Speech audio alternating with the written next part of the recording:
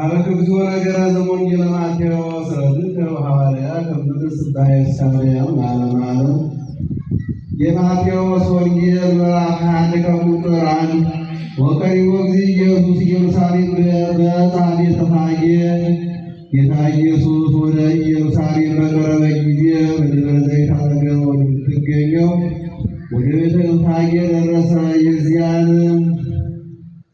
ያን ጊዜ ከደቀ መዛሙርቱ ሁለቱን ላከ፣ እንዲህም አላቸው፣ በፊታችሁ ወዳለችው አገር ሂዱ። ያን ጊዜ ከውርንጫዋ ጋር የታሰረች አህያ ታገኛላችሁ፣ አምጡልኝ አላቸው። ምን ታደርጋላችሁ የሚላችሁ ቢኖር ጌታቸው ይሻችኋል በሉ። ያን ጊዜም ይሰድላችኋል። ይህ ሁሉ የሆነው በነቢይ የተነገረው ይፈጸም ዘንድ ነው። የጽዮንን ልጅ እነሆ ጻድቅ የዋህ ንጉሥ በአህያይቱና በውርንጫዋ ላይ ተቀምጦ ወደ አንቺ ይመጣል በአሉት በሏት። ደቀ መዛሙርቱ ሄደው ጌታ ኢየሱስ እንዳዘዛቸው አደረጉ። አህያይቱና ውርንጫዋንም አመጡለት፣ ልብሳቸውንም በላያቸው ጎዘጎዙ። ጌታ ኢየሱስም በእነርሱ ላይ ተቀመጠ። ብዙ ሕዝብም ልብሳቸውን በመንገድ ላይ ያነጠፉ፣ ሌሎችም ከእንጨቶች ጫፉን እየቆረጡ በመንገድ አነጥፉ ነበር። ሕዝቡ ግን ደቀ መዛሙርቱን የተከተሉትን ሆሳዕና ለዳዊት ልጅ በእግዚአብሔር ስም የሚመጣ የተባረከ ነው፣ ሆሳዕና በአርያም እያሉ ይጮኹ ነበር። ጌታ ኢየሱስ ወደ ኢየሩሳሌም በገባ ጊዜ አገሪቱ በሙሉ ይህ ማን ነው እያለ ታወከች። ሕዝቡም ይህ ከናዝሬት የወጣ ነቢይ ኢየሱስ ነው አሉ። ሰማይና ምድር ያልፋሉ፣ ግን ያልፋሉ። ጌታ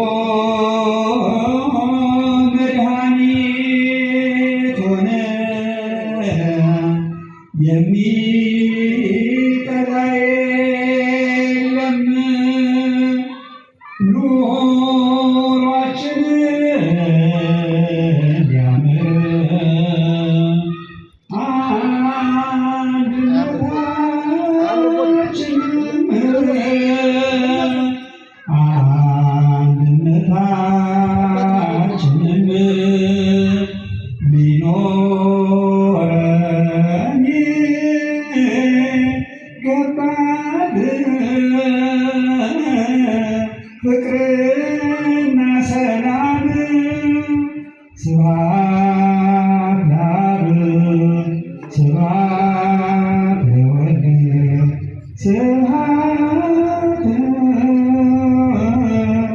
ለመንፈስ ቅዱስ።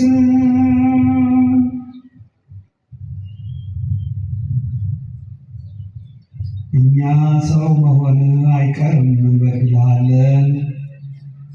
አቤቱ አንተ እንደ ቸርነትህ አንተ ይቅር በለን። ሰውስ ደካማ ነው፣ ሰውስ ደካማ ነው፣ ከንቱ ነው። ዛሬ የምናየው ነገ አፈር ነው። አቤቱ ጌታ ይሻለው ነበር ባትፈጥረው። ሰውስ ክቡር ነበር አላወቀምና በሲና በረሃ የመገበውምና ሊያድነው ቢመጣ ሰቀለው እንደ ብራና። እኛ ሰው መሆን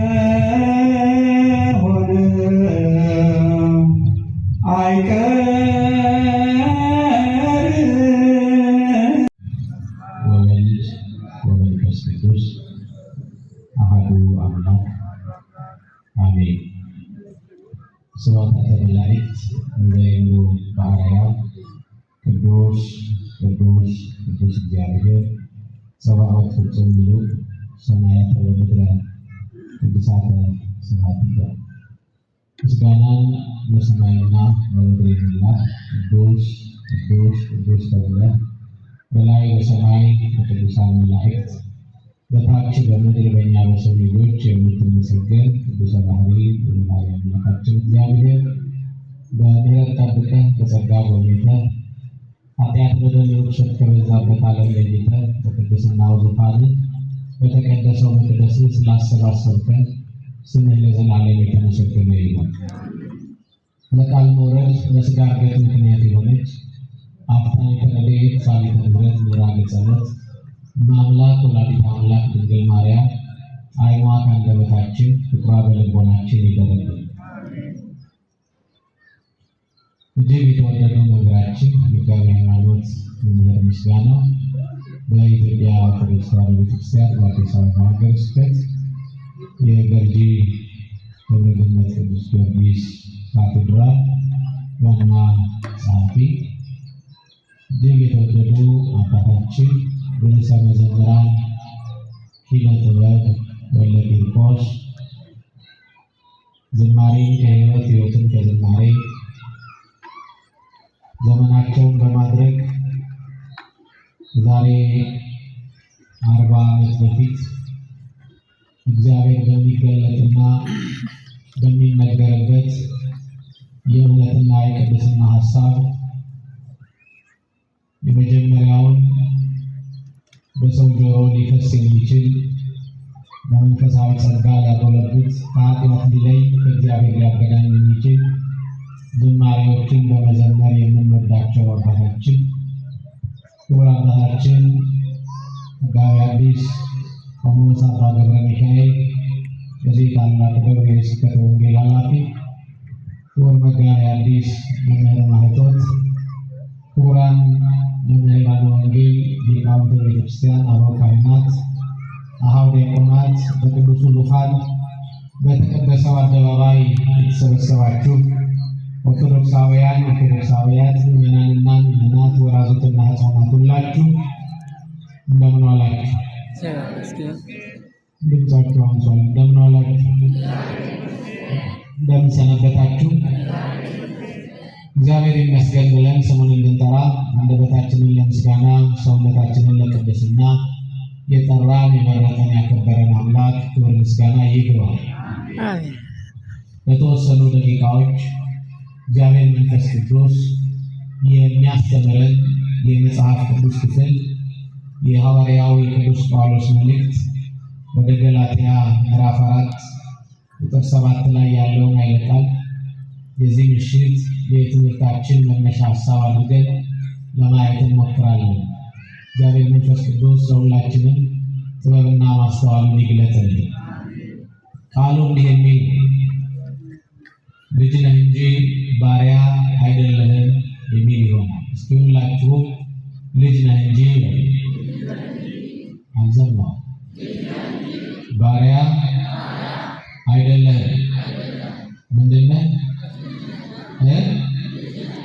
አይደለህ? አልሰማው። ምን አይደለህ? ምንድን ነህ ታዲያ? ድገሙት። በልጅነትና በባርነት መካከል ያለውን ልዩነት እናይና በአዲስ ኪዳን ስለተገለጠው ሆሳዕና የተወሰኑ ነገሮች አይተን እግዚአብሔር መንፈስ ቅዱስ በረዳን መጠን መሰረታዊ ሀሳቦችን ጨብጠን ታስሮ የአደባባይ እየተገረፈ ታግሶ ስቃይ አለቀሰች ቆማ ድንግል ማርያም ተሰቅሎባት ልጇ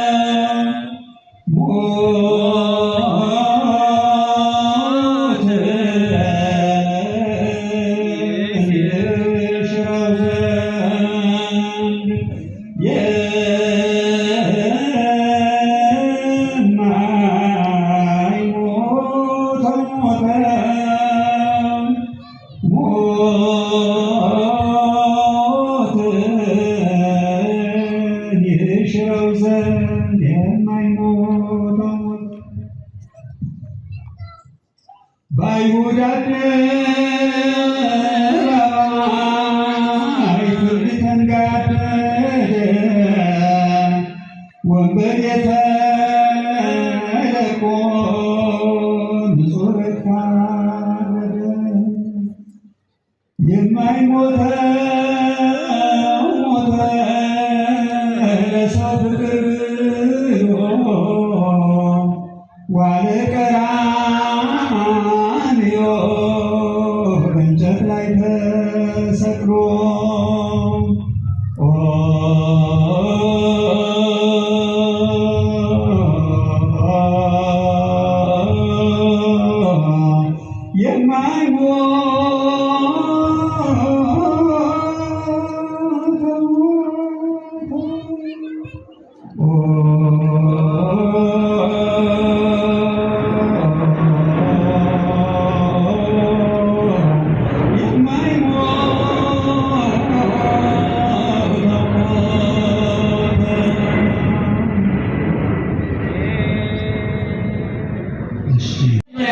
ቃሉን ሰምተን እንድንወለድ አድርጎናል።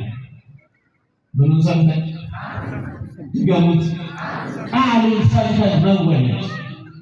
ለዚህ ነው ቅዱስ ጴጥሮስ በአንደኛ ጴጥሮስ ምዕራፍ 1 ቁጥር 23 ላይ እንዲህ ይላል፣ ዳግመኛ የተወለዳችሁት ከሚጠፋ ዘር አይደለም።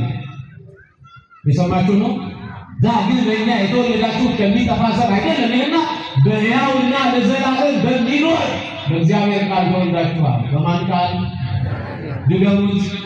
ይሄ ቃል ሕያው ቃል ነው። ይሄ ቃል አካላዊ ቃል ነው። ይሄ ቃል ከአብ ከመንፈስ ቅዱስ ጋር የነበረ ቃል ነው። ይሄ ቃል ሞትን የገደለ ቃል ነው። ይሄ ቃል ሆሳዕና ተብሎ የተዘመረለት ሐዋርያት ቅዱሳን በተለይ ሰዎች እንዳያመሰግኑ ሲከለክሏቸው ሕፃናት እየተሰለፉ ሆሳዕና በአርያም እያሉ ያመሰገኑት ይሄ ቃል ቅዱስ ዮሐንስ ሲገልጠው በዮሐንስ ወንጌል ምዕራፍ 1 ቁጥር 1 ላይ በመጀመሪያ ቃል ነበረ፣ ቃልም በእግዚአብሔር ዘንድ ነበረ፣ ያ ቃል እግዚአብሔር ነበር ተብሎ የተገለጠው ሎጎስ ብለን የጠራነው ሕያው ቃል በዚህ ቃል መወለድ በመስማት ነው። ምን መወለድ? ቃል ወንጌል ዘመን የማይሽረው ቃል ነበር። እዚህ ላችኋል የደብረ ዘይት ዕለት አንድ ትልቅ ትምህርት ተምራችኋል። ሰማይና ምድር ያልፋሉ፣ አረባ ማርያም ምን ያህል የብዙ ነገስታት ቃል አልፏል፣ የብዙ መኳንንት ቃል አልፏል፣ የብዙ ባለስልጣናት ቃል አልፏል። የማን ቃል ግን አያልፍም? ዘመን የማይሽረው ቃል ነው። ስርዓተ ማህበር የማያሻሽለው ቃል ነው።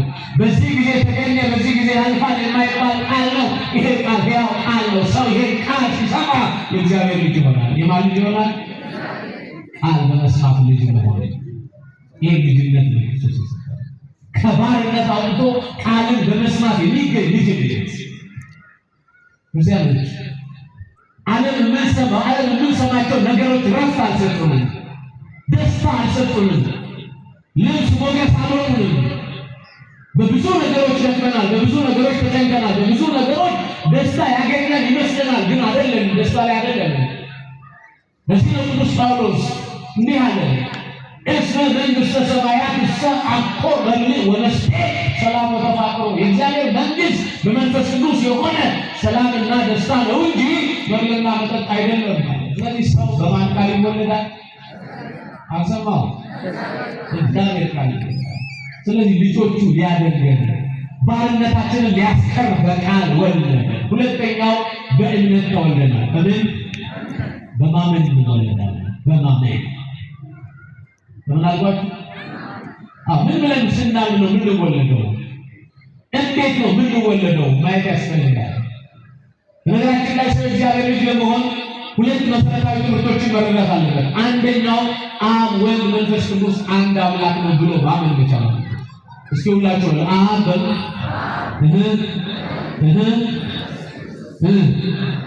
ድገሙት። ስንት አምላክ ንገሩኝ። ሲሁላችሁ አብ፣ ወልድ፣ መንፈስ ቅዱስ አንድ አምላክ ነው ብሎ ማመን አለበት። በዚህ እምነት ነው ሊዳኝ፣ በዚህ እምነት ነው ልጅ የሚኮን። ሁለተኛው የወልደ እግዚአብሔርን የኢየሱስ ክርስቶስ ልደቶች ማመን። ቤተክርስቲያን ትላለች ወነአምን ፍሬተ ልደታተ፣ ሁለት ልደቶችን ወልድ ተወለደ ብላ ቤተክርስቲያን ታምናለች። ልጆቿን በዚህ ልክ ያምኑ ይገባል። አማኞች ቅድመ ዓለም ያለ እናት ከአብ ተወልደዋል። መድኃኒት የለም ያለ አንተ፣ መድኃኒት የለም።